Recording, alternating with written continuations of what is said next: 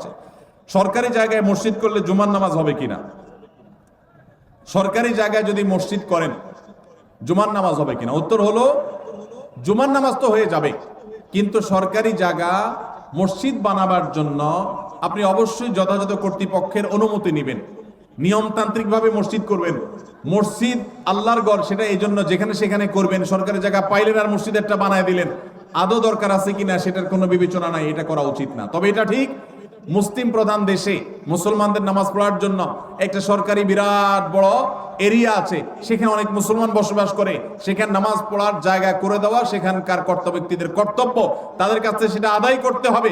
কিন্তু তাই বলে আপনি চাইলেন আর খেয়াল খুশি মতো যেখানে সেখানে মসজিদ করে নিলেন, এটা করা যাবে না।